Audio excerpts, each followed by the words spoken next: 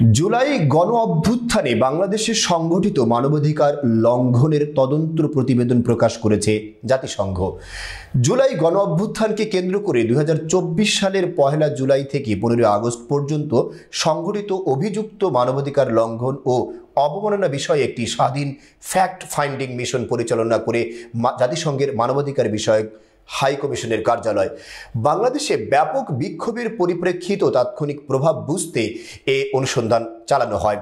বুধবার প্রকাশিত এ প্রতিবেদনে বলা হয়, গত বছরের 1 জুলাই থেকে 15 আগস্টের মধ্যে বাংলাদেশে 1400 জনেরও বেশি মানুষকে হত্যা করা হয়ে থাকতে পারে। এ সময় আহত হয়েছেন হাজার হাজার মানুষ। আহতরা বাংলাদেশের নিরাপত্তা বাহিনীর গুলির দ্বারা গুলিবিদ্ধ হয়েছেন।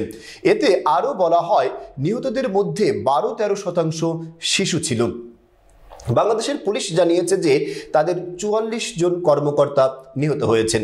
জাতিসংঘের প্রতিবেদন অনুযায়ী বাংলাদেশের সাবেক সরকার ও নিরাপত্তা গোয়েন্দা সংস্থাগুলো আওয়ামী লীগের সঙ্গে সংশ্লিষ্ট সহিংস উপাদানগুলোর পাশাপাশি গত বছরের ছাত্র নেতৃত্বাধীন বিক্ষোভের সময় পদ্ধতিগতভাবে গুরুতর মানবাধিকার লঙ্ঘনের ঘটনাগুলোর সঙ্গে জড়িত ছিল।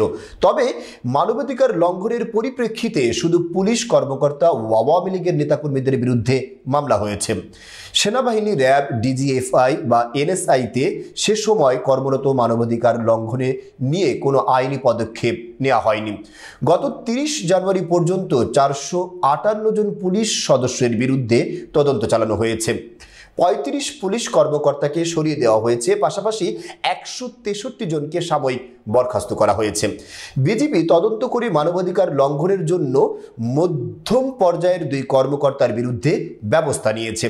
র্যাব তার কর্মকর্তাদের মূল বাহিনীতে ফেরত পাঠিয়েছে, তবে তাদের বিরুদ্ধে নেওয়া হয়নি কোনো ফৌজদারি ব্যবস্থা।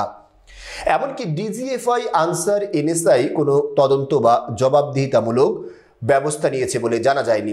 প্রতিবেদনে বলা হয়েছে, পূর্ববর্তী সরকার, নিরাপত্তা বাহিনী, গোয়েন্দা সংস্থা একত্রে আওয়ামী লীগের সঙ্গে মিলে পদ্ধতিগতভাবে শতাধিক বিচার বহির্ভূত হত্যা, অত্যধিক বল প্রয়োগের মাধ্যমে হাজারো আন্দোলনকারীকে গুরুতর আহত করা, নির্বিচারে আটক রাখতে স্বেচ্ছাচারিতা, নির্যাতন সহ গুরুতর মানবাধিকার লঙ্ঘনের সঙ্গে জড়িত ছিল।